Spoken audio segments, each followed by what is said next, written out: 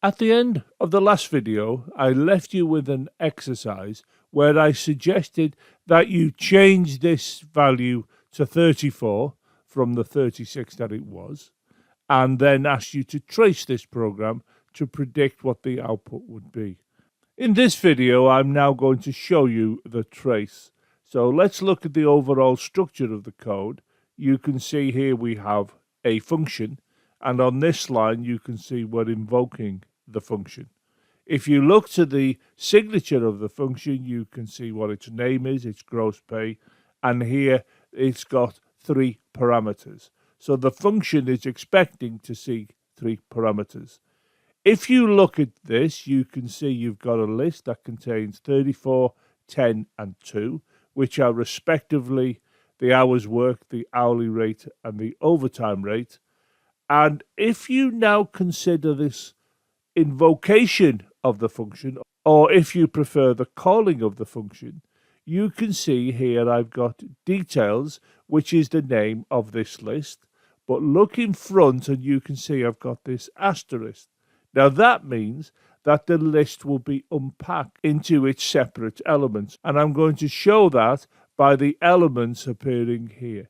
And you can see it's 34, 10, and 2. Now these are the arguments to these parameters.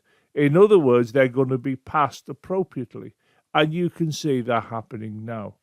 And the 34 is passed to the hours worked, the 10 to the hourly rate, and the 2 to the overtime rate.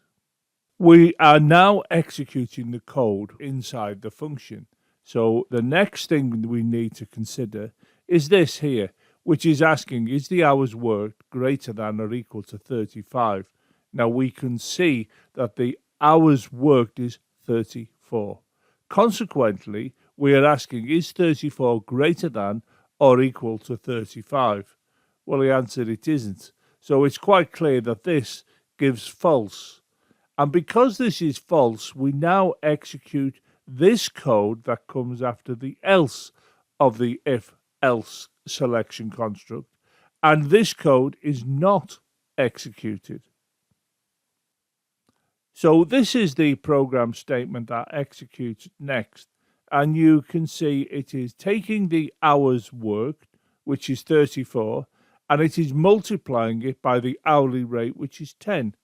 And of course, 34 times 10 is 340. So this normal pay will be assigned 340. You then execute this line where it is saying the overtime pay is assigned 0. We then come on to this line, which is going to return the normal pay with the addition of the overtime pay. Now, the normal pay we calculated on this line to be 340, and we add to that the overtime pay, which we can see here was set to 0. So this will add up to 340, which we return.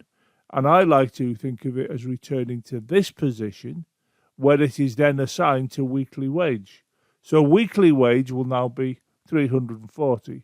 We then print the weekly wage, which will be printing the value of 340. So when we run this program, we should see the following output. And you can see it clearly shows us 340 here. Now I've traced the execution of this computer program where I set the hours work to 34, as you can see here. What I'm going to request that you do now is to actually change it to 35, as you can see on this slide. If I start the trace off for you, what we need to concern ourselves with is this here, which I'll enlarge, and you can see it is greater than or equal to. So we need to consider this with respect to the new data value of 35. And you can see that this here is therefore effectively asking, is 35 greater than or equal to 35? Well, it's clearly not greater than 35, but it is equal to 35. So this conditional test here is true.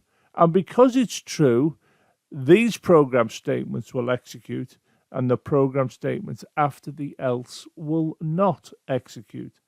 Now you have a go now at completing the trace and predicting what the output will be from this program.